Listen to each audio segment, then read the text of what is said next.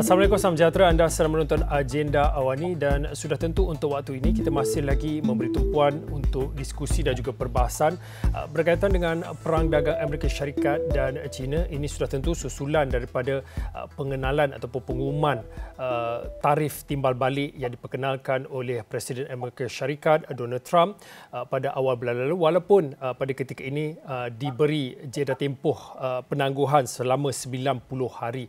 Walaupun ia terkecuali untuk China, malah dinaikkan tarif ke atas produk import ke Amerika Syarikat daripada China naik kepada 145% sehingga ataupun setakat waktu ini. Walau bagaimanapun, bagi Malaysia sebagai sebuah negara terbuka untuk berdagang dan sudah tentu dalam konteks ASEAN ini sendiri, kita ingin melihat sejauh mana impak dan juga dampaknya terkait tentang perang dagang Amerika Syarikat dan juga China ini. Jadi untuk waktu ini, kalau boleh saya nak bersama dengan dua panelis, dua tetamu, rakan-rakan saya daripada Indonesia. Yang pertamanya Ahmad Heri Firdaus, penyelidik daripada Institute for Development of Economics and Finance, INDEF, dan juga seorang lagi kita akan bersama dengan Pak Bima Yudhistira, pengarah eksekutif Center of Economic and Law Studies, SELIOS. Assalamualaikum, salam sejahtera kepada kedua-duanya. Waalaikumsalam warahmatullahi wabarakatuh. Salam sejahtera. Untuk waktu ini, pada minggu ini sudah tentu perhatian dari Malaysia melihat kepada delegasi Kementerian MITI daripada Malaysia yang pada ketika ini berada di Washington untuk melakukan rundingan. Tapi saya difahamkan daripada rakan-rakan daripada Indonesia telah pun melakukan beberapa pusingan ataupun putaran rundingan bersama dengan Amerika Syarikat, khususnya terkait tentang tarif timbal balik Amerika Syarikat ke atas Indonesia secara spesifiknya. Saya difahamkan untuk Indonesia tarif yang dikenakan adalah sebanyak 32% untuk barang-barangan import kepada Amerika Syarikat, tetapi ada pengecualian untuk tekstil dan juga garmen sebanyak 47%. Jadi mungkin saya nak mulakan dengan Pak Bima terlebih dahulu. Setakat ini ataupun sejauh ini sudah berapa kali ataupun putaran rundingan telah dilakukan, dan yang terbaru saya difahamkan proposal daripada Indonesia juga sudah pun diterima di peringkat pentadbiran Amerika Syarikat terkait tentang rundingan yang ingin dilakukan. Malah saya juga mendapat maklum tentang bagaimana Indonesia juga berhasrat untuk mengimport lebih banyak barangan import LNG dan juga barang pertanian daripada Amerika Syarikat hasil daripada rundingan ini. Mungkin boleh beri sedikit gambaran tentang di mana sejauh mana impak dan juga dampak Indonesia terkait tentang tarif timbal balik Amerika Syarikat ini. Ya, jadi melihat saat ini memang sedang ada putaran negosiasi di mana Indonesia mengirimkan Menteri Keuangan, Menteri Luar Negeri, dan juga Menko Perekonomian ke Amerika Serikat, ke Washington, memang untuk bertemu dengan pemimpin-pemimpin di Amerika Serikat, mendiskusikan apa yang bisa dilakukan oleh negara seperti Indonesia, karena tarifnya sebelumnya terlalu tinggi. Kita dikenakan tarif timbal balik itu 32%, dan sebelumnya sektor otomotif sudah 25%. Jadi ada sesuatu yang harus di-offering, harus ditawarkan ke pemerintah Amerika Serikat. Salah satunya adalah terkait dengan berbagai deregulations atau relaksasi TKDN, kemudian relaksasi kuota impor, dan yang menjadi salah satu concern dari pemerintah Amerika itu terkait dengan hambatan-hambatan non-tarif measures. Jadi ada beberapa yang kita agree, ada beberapa dan banyak yang kita tidak harus turuti semua kepentingan dari Amerika Serikat. Salah satunya adalah terkait dengan misalnya counterfeit product atau produk-produk bajakan. Jadi Amerika komplain ke Indonesia terlalu banyak produk bajakan, agree. Ini tidak hanya kepentingan Amerika, tapi juga kepentingan seluruh industri, juga kepentingan pengusaha dalam negeri memang untuk memberantas illegal product, counterfeit product. Yang kedua, terkait dengan corruptions dan administrasi yang cukup rumit di dalam custom ataupun bea cukai.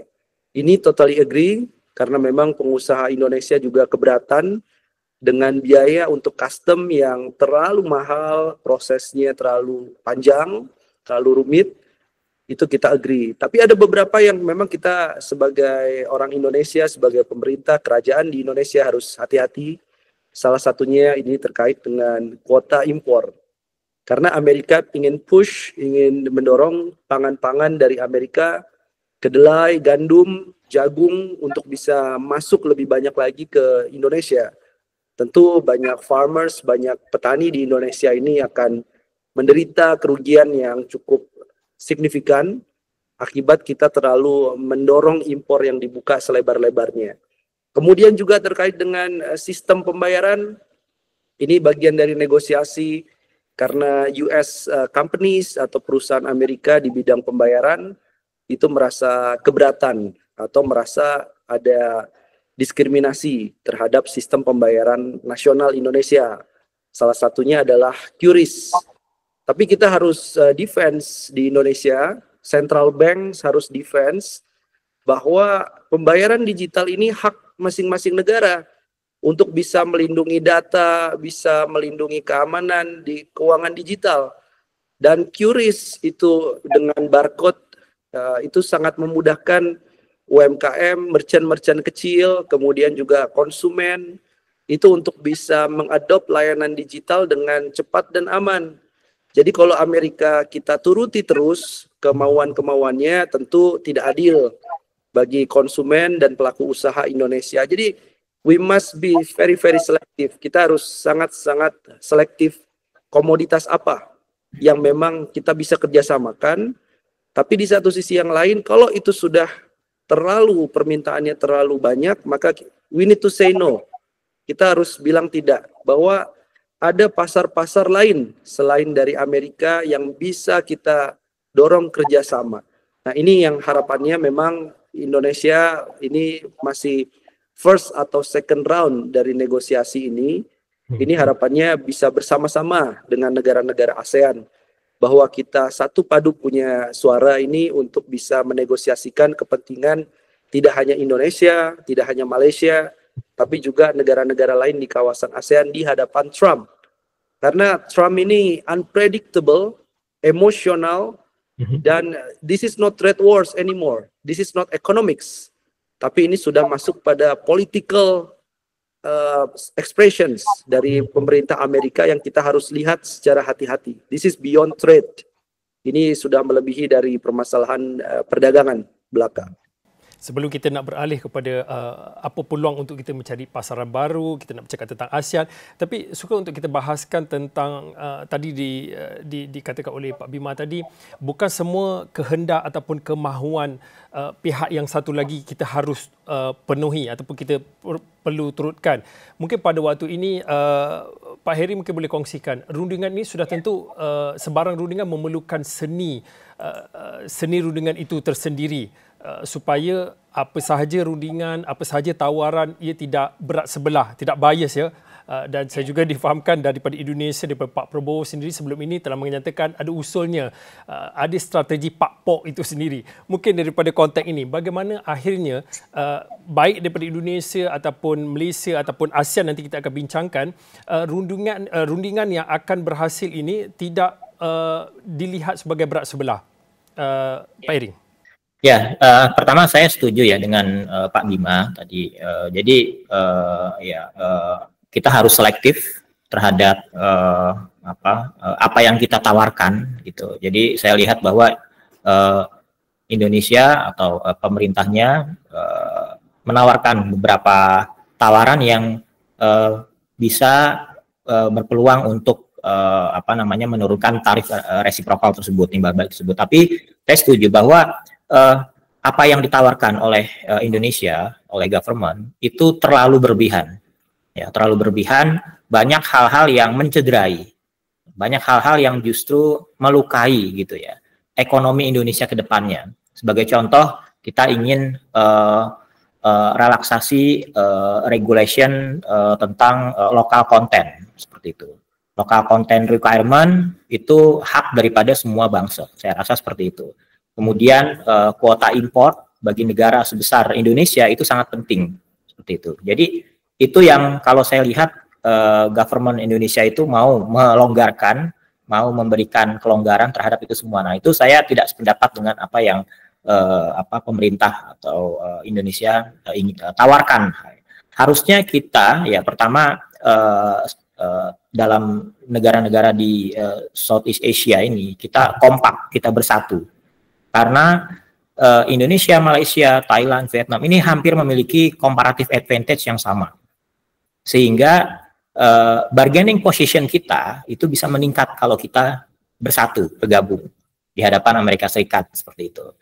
Ya, jadi antara ASEAN dengan United States itu sebenarnya bisa saling melengkapi, bisa saling melakukan kerjasama ekonomi, kerjasama perdagangan internasional yang bisa saling menguntungkan tanpa ada hambatan-hambatan atau tarif-tarif yang saat ini sedang diusulkan oleh Donald Trump seperti itu.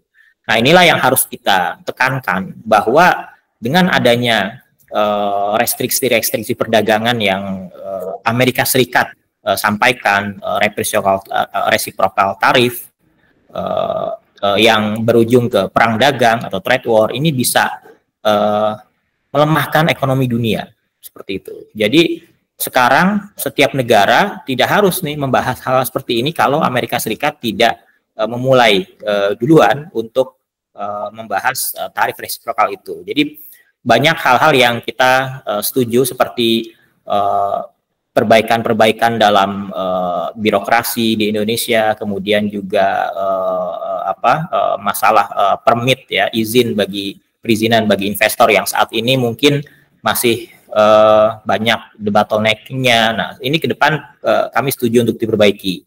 Kemudian ada hal-hal yang betul yang tidak perlu kita tawarkan ke Amerika Serikat karena ini merupakan kedaulatan ekonomi daripada sebuah negara seperti itu. Dan betul juga tadi mengenai payment gateway yang Amerika Serikat keberatan. Nah, itu kita tidak usah risaukan. Indonesia saya rasa tidak perlu risaukan. Kita punya hak untuk mengatur payment gateway baik melalui sistem pembayaran digital ya dan lain sebagainya. Jadi kita pertama ASEAN harus bersatu, harus kompak dalam menghadapi dinamika yang terjadi saat ini di ekonomi global seperti itu. Okey, saya nak terus membawa diskusi ini untuk kita melihat di platform ASEAN pula, kerana akhirnya apa yang dilakukan pada ketika ini baik untuk Amerika Syarikat dan juga China, ia bukan berkisar tentang dua gergasi itu saja, ia juga melibatkan saya kira hampir keseluruhan masyarakat dunia. Tapi untuk waktu ini kalau saya petik daripada kenyataan yang baru-baru ini, Menteri-Menteri Ekonomi ASEAN baru-baru ini telah pun menyatakan pendirian dan juga bersepakat tidak ada serangan balas ataupun timbal balas terhadap reciprocal ataupun tarif timbal balik diperkenakan oleh US, Amerika Syarikat pada ketika ini, tetapi setuju untuk kesemua 10 negara anggota ASEAN ini setuju untuk rundingan dan juga dialog terbuka. Tapi dalam masa yang sama seperti Pak Bima dan juga Pak Heri katakan, walaupun kita berunding tetapi rukun berunding itu sudah tentu kita berpegang pada prinsip. ASEAN ada prinsipnya tersendiri. ASEAN ada konsep ASEAN centrality-nya. Jadi mungkin saya mulakan dengan Pak Heri dahulu. Apa kelebihan ASEAN dalam soal rundingan dalam soal berkaitan dengan rundingan ini? Ya, ASEAN memiliki market yang sangat besar ya. Nah, market size kita besar. Itu yang harus diketahui oleh Amerika Serikat. Dan daya beli kita ya daya beli masyarakat di ASEAN, kemampuan membeli ini semakin baik, semakin besar. Middle class kita meningkat. Nah, itu yang merupakan salah satu kelebihan kita. Kita punya advantage di situ. Kemudian advantage dalam sumber daya alam ya, dalam sumber daya alam. Kemudian juga kita punya mining sektor ya di negara-negara ASEAN. Kemudian kita punya worker yang produktif. Nah, ini juga harus menjadi advantage buat kita. Yang ini harus kita tawarkan bagaimana bekerja sama US agar bisa menjadi kerjasama yang saling menguntungkan. Jadi kita banyak sekali advantage yang negara-negara ASEAN ini miliki. Saya rasa seperti itu.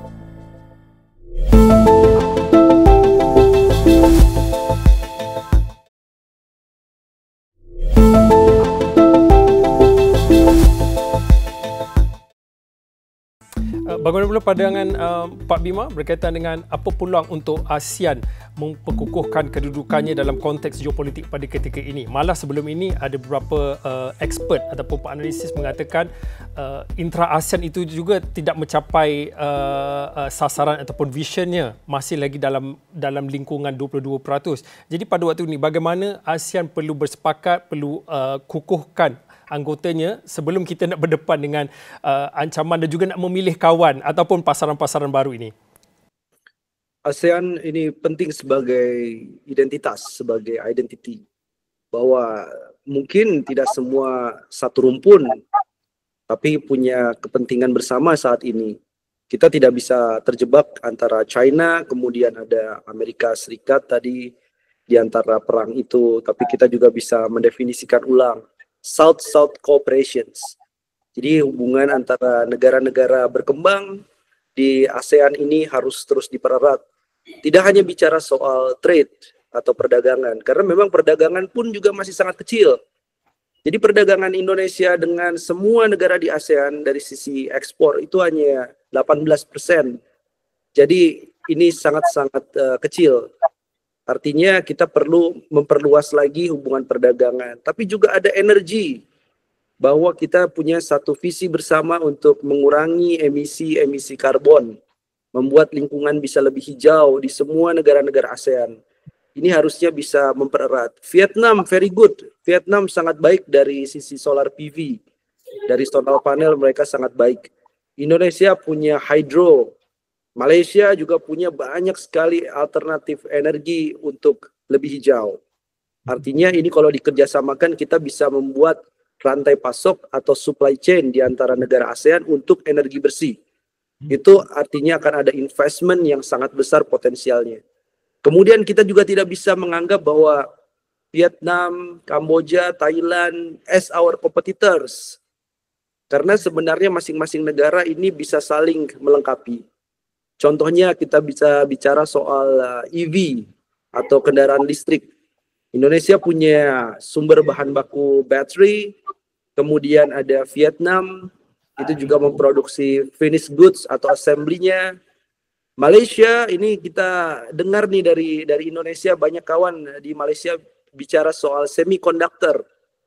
Karena Malaysia ini punya powerful, dia punya pengetahuan, knowledge soal semiconductor, dan itu belum tentu dipunyai oleh negara lain yang ada di ASEAN. Jadi kalau kita bisa ranging domestik maupun international supply chain yang ada di ASEAN, itu sangat baik. Satu lagi adalah, ini adalah trade wars, yang artinya ada political dan tadi ditanya soal geopolitical wars. Indonesia, Malaysia, Philippines, Vietnam ini punya kesamaan terkait dengan South China Sea problems. Jadi kita bisa bilang ke US, as a ASEAN, bahwa Amerika Serikat salah besar kalau memicu trade war atau perang tarif dengan negara-negara yang ada di ASEAN, karena Amerika ini punya kepentingan di South China Sea agar China itu tidak terlalu dominated. Jadi jangan disalahkan. Banyak negara-negara di ASEAN saat ini berkongsi, bekerja sama dengan BRICS. Itu keputusan yang sangat logical. Dan ini kerugian besar bagi Amerika Serikat. Jadi itu yang harusnya masuk dalam meja-meja perundingan antar negara ataupun sebagai blok yang dinamakan ASEAN. Tentu kita juga dari Indonesia berharap bahwa Malaysia sebagai leaders dari ASEAN tahun ini bisa membawa hal-hal tadi ke dalam meja perundingan dengan US atau Amerika Serikat.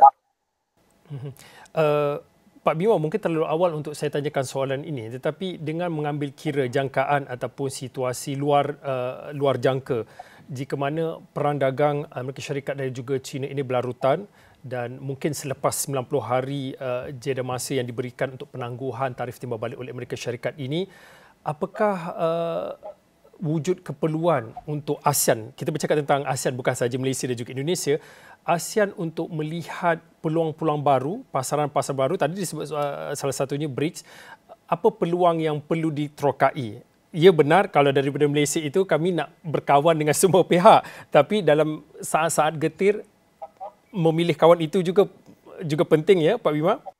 Ya. Artinya ini adalah momentum krusial di mana ASEAN bisa mendorong intra-trade, tapi juga dengan blok ASEAN kita punya yang paling terdekat. Siapa yang paling terdekat dengan ASEAN adalah Australia dan juga Small Pacific Island. Jadi pulau-pulau Pasifik itu ada Fiji, Vanuatu. Ini sebenarnya bisa menjadi alternatif market dari ASEAN. Atau yang paling jauh dengan misalnya from religious background, kita bisa gunakan hubungan dengan Timur Tengah, dengan Middle East, bahwa Malaysia, Indonesia bisa membawa misi dagang dengan negara-negara Muslim yang ada di Timur Tengah. Karena mereka pun saat ini sebenarnya sedang confused atau sedang kebingungan, di mana mereka ingin menaruh investasi, di mana mereka ingin berkongsi dagang. Nah, ini saya kira salah satu pilihan yang tepat, kita melebarkan sayap ke Timur Tengah, Asia Selatan. Saya tahu bahwa Indonesia, Malaysia juga, Thailand bersahabat dengan baik dengan Pakistan. Sebelumnya kita bertukar minyak sawit, crude palm oil dengan jeruk dari Pakistan. Kita punya preferential trade agreement atau kongsi dagang dengan Pakistan yang saling menguntungkan. Artinya memang ada tekanan-tekanan dari Amerika Serikat terkait dengan perang tarif. Tapi di satu sisi pasar itu masih sangat terbuka lebar. Penduduk ASEAN terus bertumbuh, terus produktif. Anak mudanya ini juga cukup potensial sebagai tenaga kerja. Not only as a market. Jadi kita bisa mendorong ini untuk memperluas ASEAN, not only for ASEAN, but ASEAN can feed the world. Jadi ASEAN ini bisa memberikan pangan bagi seluruh dunia. Sawit Indonesia dan Malaysia ini bisa didorong untuk memenuhi kebutuhan cooking oil yang ada di European Union, semikonduktor tadi yang ada di Malaysia, nikel yang ada di Indonesia. Ini kalau dikelola dengan baik, ini saya pikir bisa kita menembus pasar-pasar baru tadi yang potensial. Pak Heri, bagaimana jangkaan daripada Pak Heri dan juga harapan mungkin selepas 90 hari ataupun 60 hari selepas ini, tempoh penangguhan ataupun negosiasi rundingan yang sedang dilakukan oleh negara-negara bersama dengan Amerika Syarikat terkait tentang reciprocal tarif ini. Sejauh mana perlu untuk kita melihat pasaran-pasaran baru, itu satu. Dan yang keduanya, selepas 90 hari, bagaimana ASEAN perlu bergerak dan mungkin dalam konteks untuk Malaysia sebagai pengerusi ASEAN 2025, apa hala tuju yang perlu dirangka selepas ini? Ya.